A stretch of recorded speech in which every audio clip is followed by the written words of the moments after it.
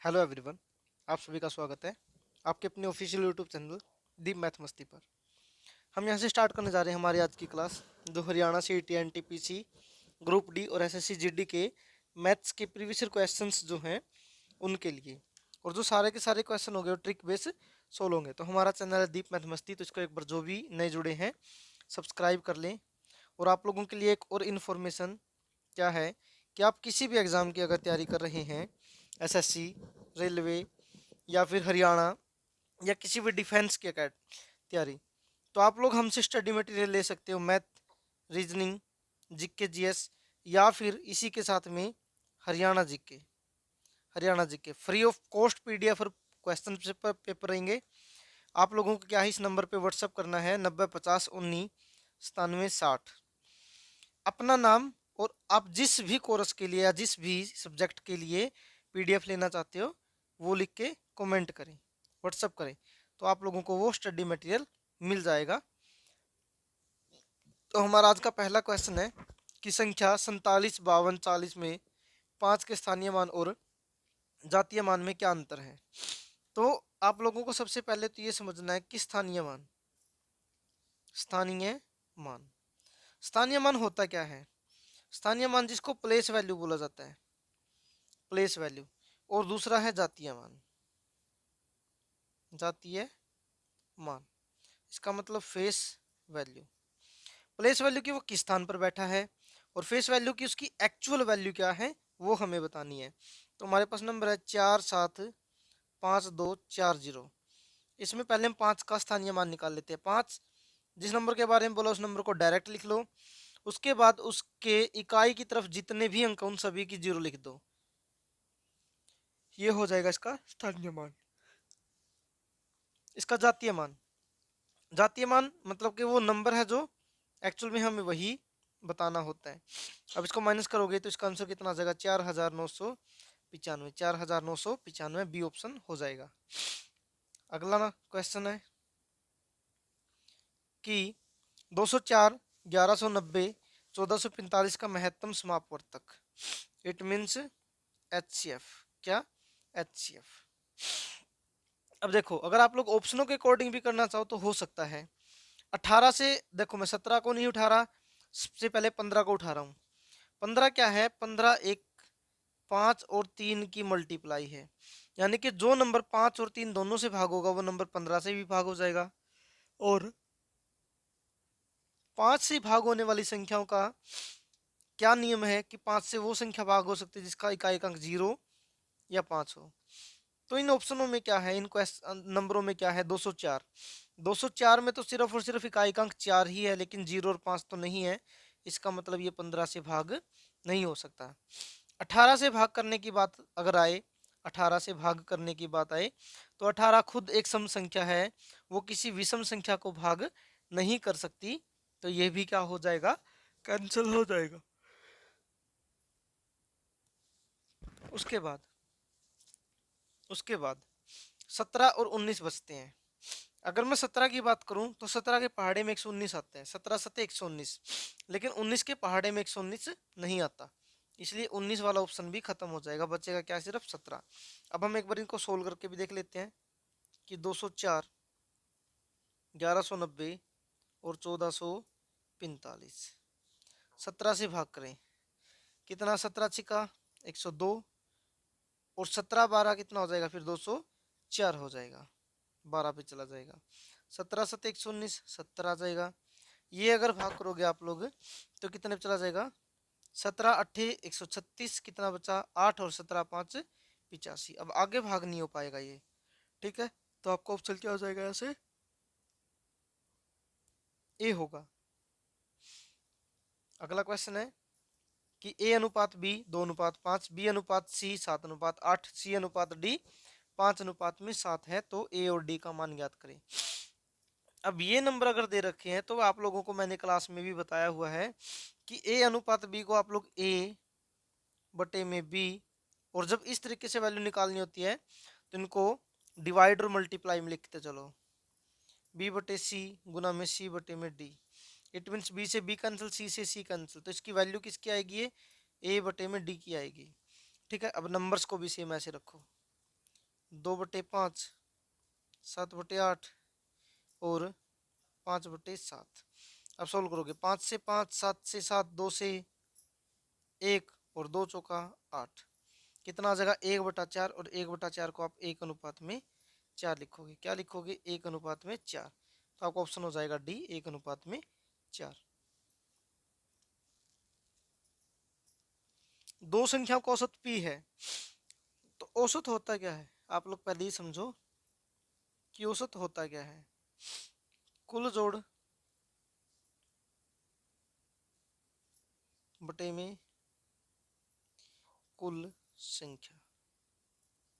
और हमें अगर जोड़ निकालना है, तो कुल संख्या के साथ में औसत की मल्टीप्लाई कर दें। तो संख्याएं कितनी है? 2, और औसत कितना p, तो दोनों की गुना कर दे। 2 गुना में p, 2p आ जाएगा। यदि इसमें से एक संख्या क्या हुआ है तो दूसरी संख्या ज्ञात करें। तो इसमें से एक संख्या क्या कर दें? माइनस कर दें।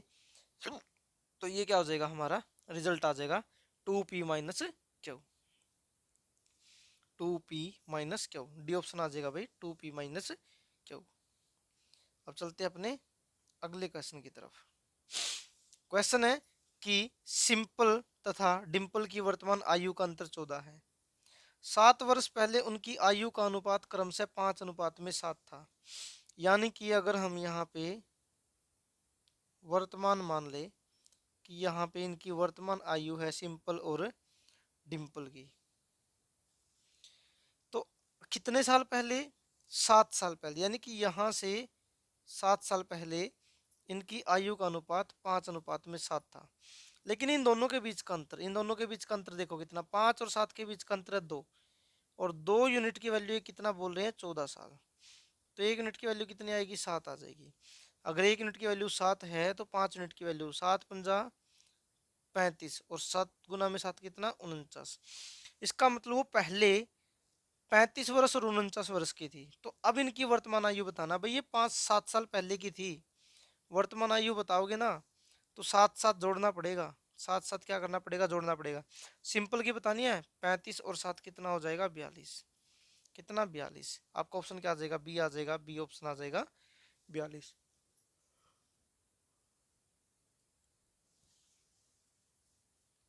आगे है कि 0.07 बराबर है %, यानी कि हमें बताना इसमें से किसके इक्वल होगा। क्वेश्चन मार्क की जगह पे आप लोग x मान लो कि 0.07 बराबर है x%। इनको सोल्व करोगे, 7/100 बराबर है x/में 100, 100 से 100 कैंसिल, तो x की वैल्यू कितनी आ जाएगी? 7 आ जाएगी। बी ऑप्शन आ जाएगा 7। आ गया भाई।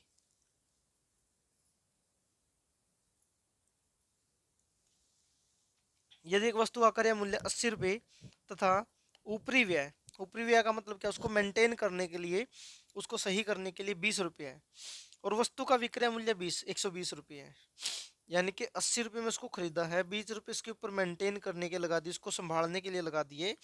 तो इसका मतलब वो वस्तु उसके कुल 100 रुपये में आई है, उसको बेच कितने में दिया? 120 को। तो 100 वाली वस्तु जब 120 में बेची है तो उसे कितने का लाभ हुआ? 20 का। किस पे? 100 पे, गुना में 100%, 100 से 100 कैंसिल, तो आंसर कितना आ जाएगा? 20%। ये ऑप्शन आ जाएगा अपना B%। आगे क्वेश्चन है भाई कि कितने समय में 5% वार्षिक साधारण ब्याज की दर से 700 रुपये का ब्याज 70 होगा। यानी कि 700 रुपये पे 5% की दर से कितना समय लगेगा उसको 70 रुपये बनने में? तो 2 जीरो से 2 जीरो, 7 से कैंसिल करोगे 10, और 5 से कैंसिल करोगे 2, तो जो टाइम है वो कितना आ जाएगा? 2 वर्ष। ये ऑप्शन आ जाएगा भाई 2 वर्ष।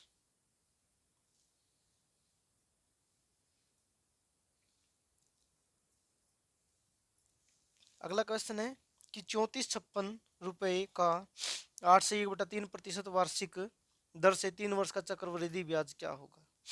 चलो भाई आप लोगों को एक यहाँ से रेशो का कॉन्सेप्ट समझा देते हैं। 8 सही 1/3, 8 सही 1/3 3%। 8 या 24 और 1 25। 25/3 गुना में 100 करोगे, 25 × 100, इट मीन्स 1/12। इसका मतलब 12 रुपये वहां पे क्या है, ब्याज है, सॉरी मूलधन है, प्रिंसिपल है, और 1 रुपया उसके ऊपर ब्याज का मिल रहा है। तो आप लोग यहाँ से कहोगे सर कि 12 रुपये थे, चक्रवृद्धि ब्याज जोड़ के 13 हो गए, यहाँ पे 12 था 13 हो गया, यहाँ पे 12 था 13 हो गया। अब देखो यहाँ से अगर इनकी मल्टीप्लाई करोगे, अगर यहाँ से इनकी मल्टीप्लाई करोगे तो 12 का क्यूब कितना होता है, 1728। 1728। लेकिन 13 का क्यूब, 13 का क्यूब आप लोग कैसे निकाल सकते हो, 13 का क्यूब कैसे निकाल सकते हो कि 13 का स्क्वायर गुना में 13 कर दो, यानी कि 169। 169 गुना में 13, 13 नहीं में 117, 11, 13×6 = 78, 78 और 11 कितना हो जाएगा, 89। 8 13 के 13 और 8 21। लेकिन इनके बीच का अंतर हमें बताना यहाँ से कितना होगा, ठीक है भाई। 1328 सॉरी 1728, 1728 रुपए की वैल्यू दे रखी है कितना, 3456। 3456 अगर 1 यूनिट की वैल्यू निकालोगे तो इससे भाग करोगे 2 आ जाएगा। अब इनके बीच का अंतर निकालो भाई, 17 में से 8 गया 9, 17 में से 8 गया 9, 17 में से 8 गया 9, यहाँ पे 8, 8 में से 2 गया 6, अब यहाँ पे कितना है 11, 11 में से 7 गया 4, ठीक है भाई। यहाँ पे ये हो जाएगा। अब इसकी गुना 2 से कर दो, तो 2 में 18, 1 2 6 12 और 1 13, 1 2 चौका 8 और 1 9, 938। डी ऑप्शन आ जाएगा भाई, 938 रुपये। अब ये कॉन्सेप्ट हमने क्या किया, सिर्फ एक रेशो को तोड़ के किया है कि हमने इस परसेंटेज वैल्यू को रेशो में तोड़ लिया। और आपको पता चक्रवृद्धि ब्याज क्या होता है, बढ़ता चलता है 1 से 2, 1 से 2, 1 से 2, इस तरीके से। आगे भाई 8.60 प्रति किलोग्राम के चावल को 11.40 प्रति किलोग्राम के चावल के साथ किस अनुपात में मिलाया जाए कि मिश्रण का मूल्य 10 रुपये 20 पैसे प्रति किलोग्राम हो जाए। चलो भाई, अब देखो आप लोग एक चीज अगर यहाँ से समझोगे कि पॉइंट के बाद 2 नंबर, पॉइंट के बाद 2 नंबर, पॉइंट के बाद 2 नंबर हैं, इन सभी को हटा दो, इन सभी को क्या कर दो, हटा दो। अब दूसरी बात, सभी में क्या लास्ट में जीरो भी है, ये पॉइंट हमने हटा दिए, ये पॉइंट हमने हटा दिए इन सभी के। एक लास्ट में सबके जीरो है, हमने जीरो भी हटा दी यहाँ से, ये जीरो भी हटा दी। इसका मतलब हमारे पास ये कितना बचा, 86। ये कितना बचा, 114। और ये कितना बचा, 102। अब इनको क्रॉस में माइनस कर दो, 114 में से 2 माइनस करोगे कितना आ जाएगा, 12 आ जाएगा, ठीक है भाई। अब 102 में से 86 माइनस करोगे, 100 में से 86 माइनस करोगे कितना बचेगा, 14, 14 और 2 16, ये आ जाएगा 12/116। अब भाग कर दो भाई 4 से, 4 तिये 12 और 4 चौके 16, ये आ जाएगा भाई 3:4। सी ऑप्शन 3:4 हो जाएगा।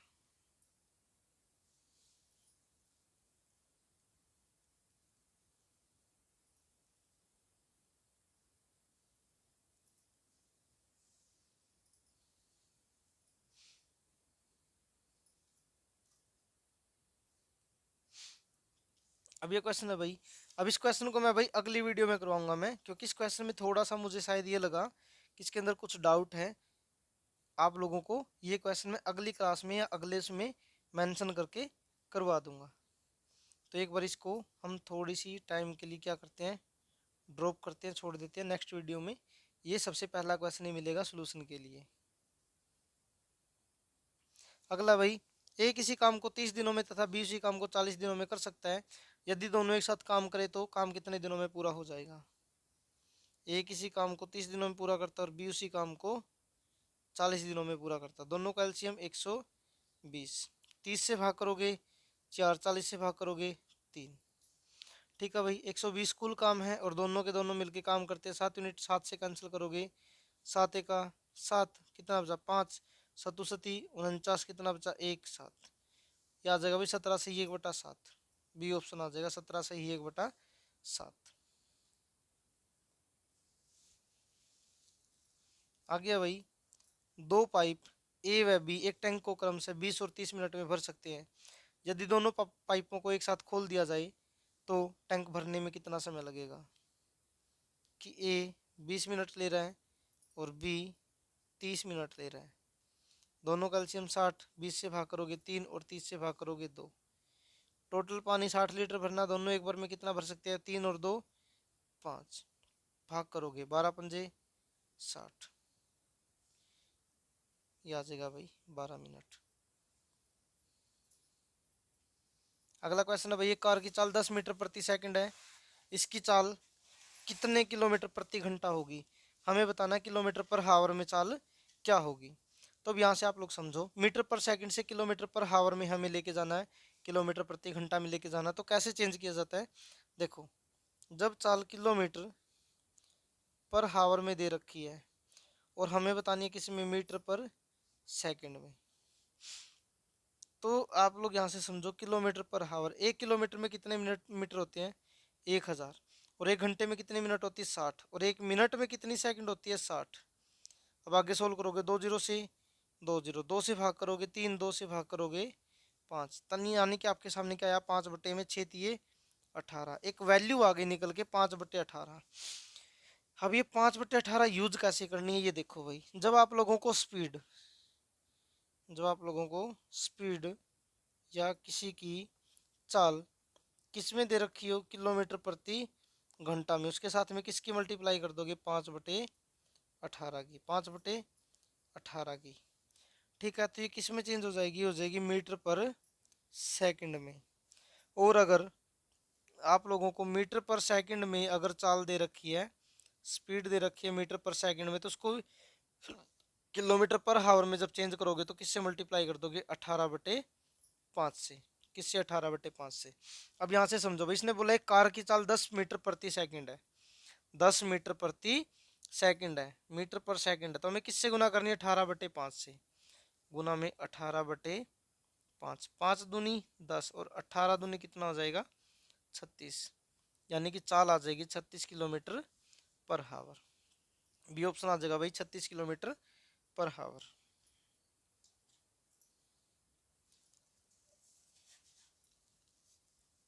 आगे दे रखा भाई, एक आयत की लंबाई 12 सेंटीमीटर, चौड़ाई 5 सेंटीमीटर है, तो उस आयत का क्षेत्रफल और परिमाप ज्ञात करें।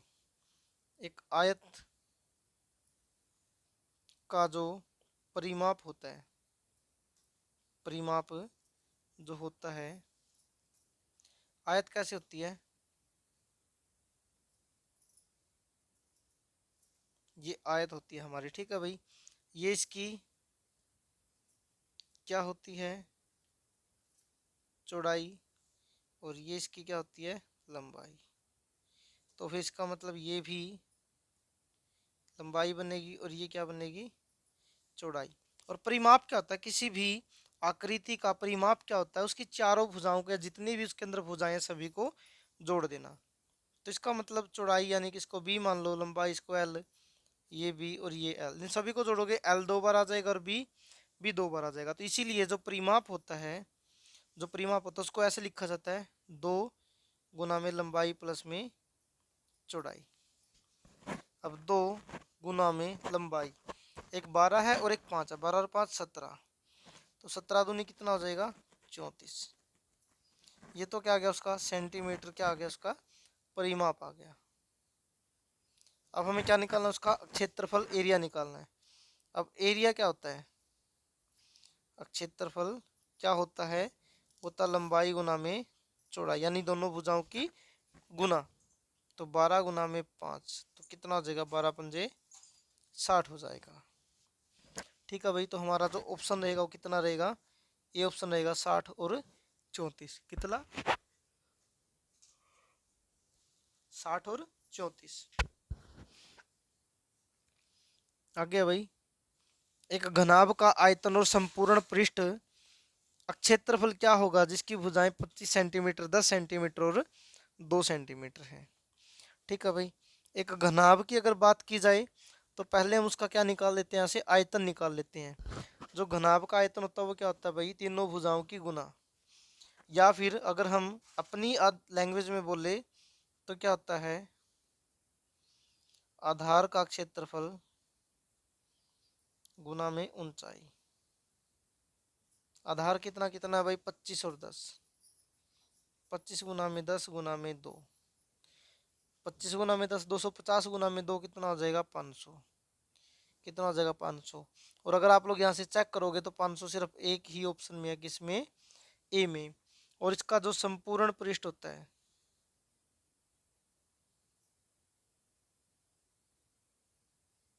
संपूर्ण पृष्ठ होता है वो होता है भाई 2 गुना में लंबाई चौड़ाई, चौड़ाई ऊंचाई, और ऊंचाई लंबाई। एक और होता है इसका क्या, वक्र पृष्ठ। वक्र पृष्ठ वो क्या होता है भाई, 2 गुना में ऊंचाई और लंबाई प्लस चौड़ाई। एक और होता है भाई इसमें क्या, इसका विकर्ण निकालना। विकर्ण निकालना, विकर्ण क्या होता है कि वर्गमूल L square plus B square plus में एच स्क्र। ठीक है भाई। और एक और होता है इसमें आधार का क्षेत्रफल। आधार का क्षेत्रफल वो क्या होता है भाई, लंबाई गुना में चौड़ाई। क्योंकि जो एक आयत बनती है या एक जो घन बनता है वो क्या बनते हैं, इनकी भुजाओं की मल्टीप्लाई करने के बाद बनते हैं।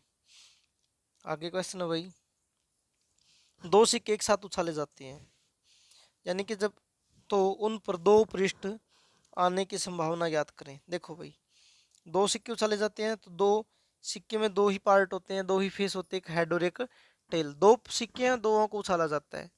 तो उसमें क्या करो, जितने सिक्के फेस होते हैं उनसे जितनी बार उछाला जाता है, जितने सिक्के उछाले जाते हैं उसकी पावर बना दो। 2 की पावर 2 4। अब 4 केस कौन कौन से होंगे कि एक हेड और दूसरा हेड आ जाए, एक टेल और दूसरा टेल आ जाए, एक हेड और एक टेल आ जाए, या फिर एक टेल और एक हेड आ जाए। ये 4 केस बनेंगे। ठीक है। अब इसने क्या बोला है, तो उन पर दो पृष्ठ टेल आने की, दो पृष्ठ टेल आने की संभावना क्या होगी। एक ही ऐसा फेस बनेगा जिसपे दोनों टेल आ सकते हैं, तो एक, टोटल कितने केस बनेंगे 4।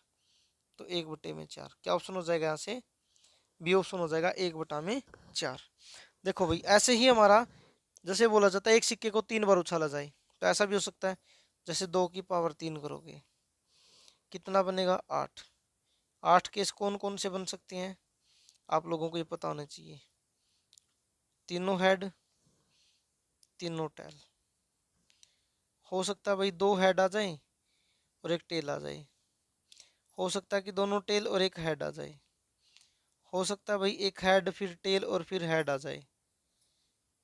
ऐसा हो सकता है भाई एक टेल फिर हेड और फिर टेल आ जाए। ऐसा हो सकता है भाई कि एक बार टेल आ जाए फिर हेड और फिर हेड आ जाए। या फिर इसका अपोजिट हो सकता है कि एक बार हेड और 2 बार टेल आ जाए। मतलब कैसे भी बन सकते हैं, ये 8 केस बनेंगे भाई इसमें। ठीक है। अब जैसा क्वेश्चन पूछा जाए उसके अकॉर्डिंग सोल्व कर सकते हैं। आगे दे रखा भाई 16 से 2/3 प्लस में 8 से 1/4 प्लस में 7 से 1/5। इस क्वेश्चन का आंसर क्या होगा भाई। बहुत से टीचर्स या बहुत से मतलब पढ़ाने वाले या पढ़ने वाले भी इसको क्या करते हैं, पूरा सोल्व करके बैठ जाते हैं। और पूरा सोल्व करेंगे तो इसका मतलब ये बहुत बड़ा क्वेश्चन बन जाएगा। अब मैं आप लोगों को एक छोटा सा तरीका बताने जा रहा हूँ। किन भिन्नों में, मिश्रित भिन्नों में जो नंबर आगे लिखा जाता है उनको डायरेक्ट ऐड कर दो। जैसे 16, 8 और 7, इनको ऐड कर दो भाई। 16 प्लस में 8 और 7 15, 16 प्लस 15 कितना हो जाएगा 31 हो जाएगा। इसका मतलब अपना आने वाला आंसर 31 या उससे बड़ा होगा। अब आगे संख्या कितनी है, 2/3, आगे है 1/4 और आगे है भाई 1/5। अब इनका क्या करो, सभी का एलसीएम निकाल दो। सभी को कितना बना दे 60, सभी को कितना बना दें 60 बना दें भाई। ठीक है। अब 3 को 60 बनाओगे 20 से गुना करनी पड़ेगी, जिस नंबर से गुना करनी पड़ेगी उसी नंबर के ऊपर मल्टीप्लाई कर दो। इस 3 को 60 बनाओगे 20 से गुना करनी पड़ेगी उसी नंबर के ऊपर मल्टीप्लाई कर दो। 20 दूनी 40। 4 को 60 बनाना पड़ेगा तो 15 से गुना भाई। किससे गुना, 15 से। तो 15 चौके 60 होता है, तो 15 के ऊपर गुना, 15 के 15, उससे आगे 5। 5 को 60 बनाओगे तो 12 से गुना करनी पड़ेगी, ऊपर किससे गुना कर दें 12 से। अब सभी को जोड़ दो भाई, 15 और 12 15 और 12 27, 27 और 40 67, 67/60, 60 से भाग करोगे 67 को, एक सही 7/60, यानी कि एक इसमें एक्स्ट्रा आ गया, एक और जुड़ जाएगा इसमें, प्लस एक प्लस में 7/60, 31 और एक 32 सही 7/60, ये ऑप्शन आ जाएगा भाई, ऑप्शन नंबर बी। अब ध्यान से करना इस क्वेश्चन को, जल्दबाजी में करोगे तो गलती हो जाएगी।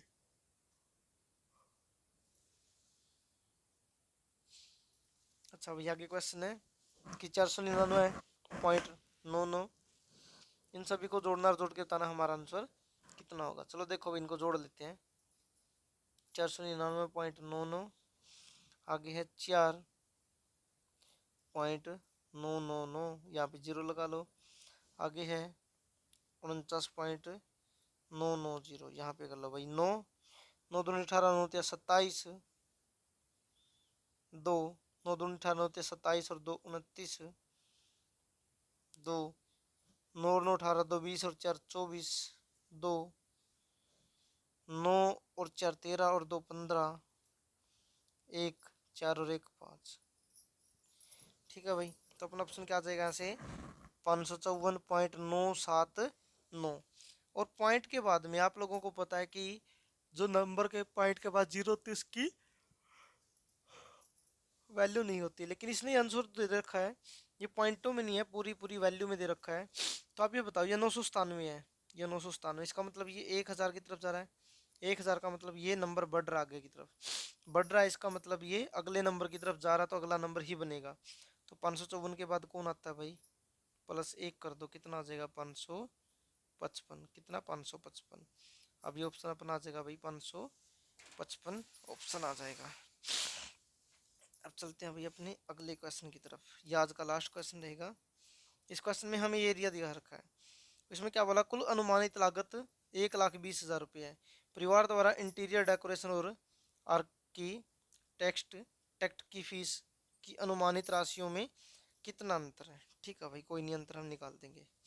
अनुमानित कुल लागत ये है, कुल लागत। अब ये टोटली जो है ये 100% है, टोटली 100% है, और 100% की वैल्यू कितनी दे रखी है, 1,20,000।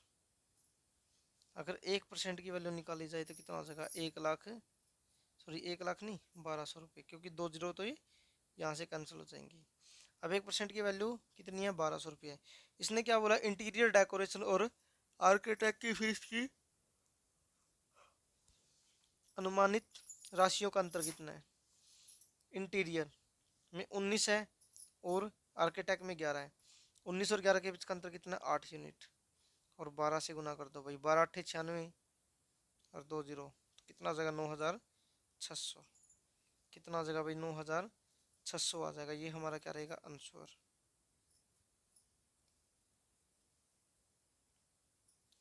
तो ठीक है भाई, आज के लिए इतना ही, कल मिलते हैं अपनी एक और नई क्लास में। तो दोस्तों अगर यहाँ तक कोई बच्चा पहुँच चुका है तो प्लीज़ इसको जितना हो उसके उतना ज़्यादा शेयर करें, लाइक और सब्सक्राइब करें।